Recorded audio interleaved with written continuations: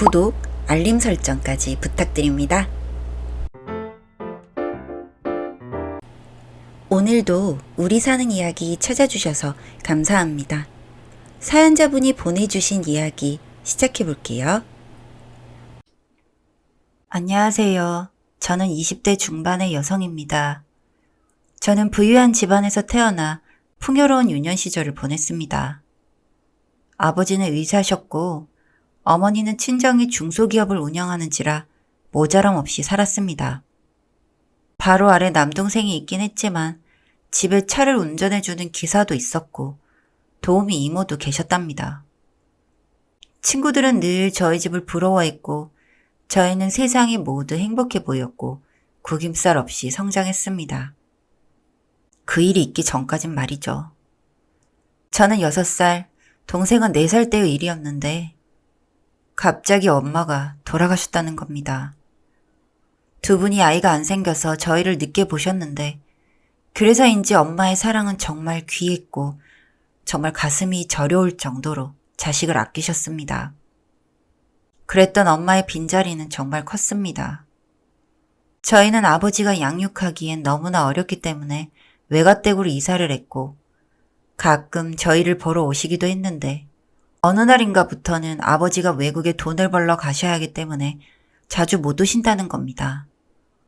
저희는 엉엉 울면서 아빠의 손을 잡고 놓지 않았던 기억이 지금도 납니다. 유치원도 옮기고 정든 친구들은 볼 수 없었어도 외가댁에서의 생활은 그닥 불편함은 없었습니다. 그런데 저와 동생을 보는 시선이 따갑다는 것을 느낀 건 5학년이 되었을 무렵이었습니다. 저나 동생은 학교에서 엄청난 따돌림과 학대에 시달렸고 그 이유가 살인마의 자식이라는 이유였던 겁니다. 처음에는 할머니께 여쭤봤는데 모른다며 묻지 말라고 하시다가 할아버지가 나중에 역정을 내시며 알 건 알아야지 하면서 말씀을 해주시는데 아버지가 엄마를 죽여서 저희는 이렇게 외가댁에 와서 살고 있다는 걸 말씀해 주셨어요. 처음에는 잘못 들은 줄 알고 계속 반복해서 여쭤봤는데 이미 인터넷에는 다 퍼져서 모르는 사람이 없었습니다. 고작 12살, 10살의 아이들이 뭘 알겠습니까? 정말 하늘이 무너지는 것 같은 충격을 고스란히 받아야 했습니다.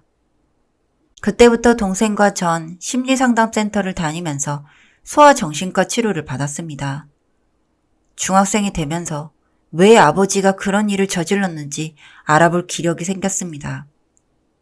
살인 후 체포되고 나서 재판 과정부터 모든 과정을 알아냈습니다.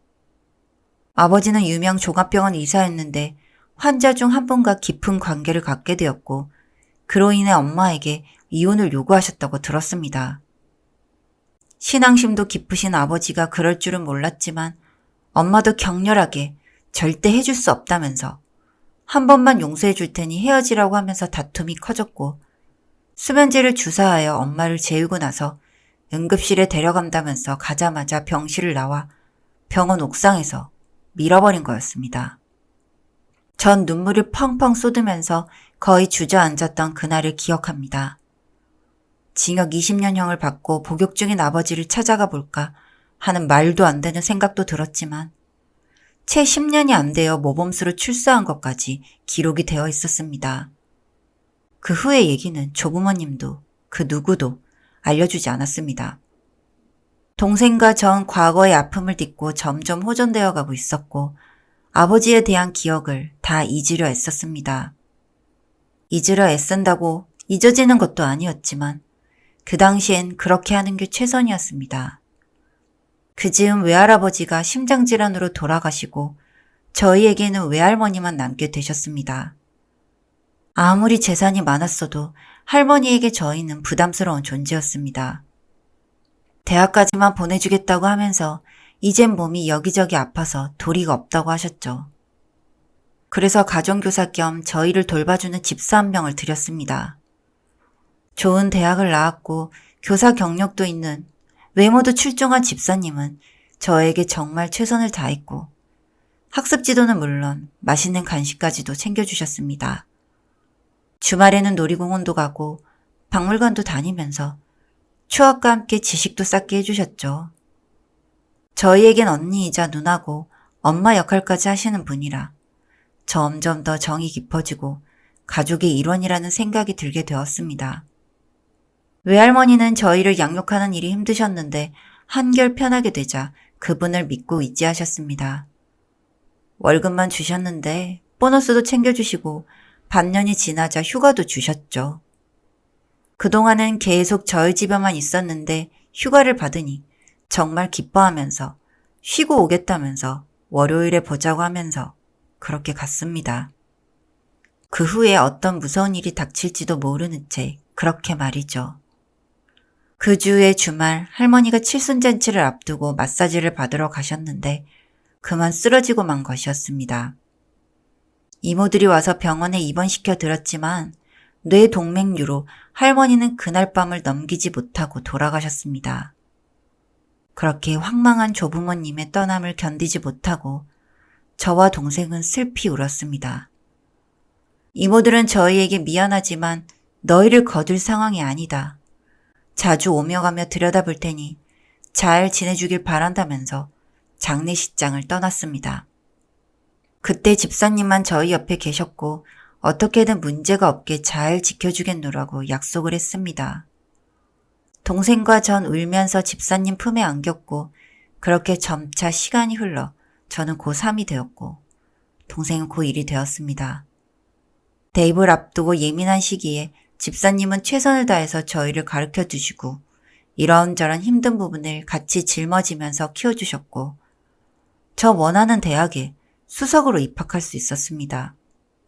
아버지를 따라 의대에 갈까 했지만 주변의 만류로 간호대를 가게 되었습니다. 집하고 거리가 있었지만 집사님이 강의가 있는 날엔 태워주셔서 그렇게 신입생 생활을 시작했습니다.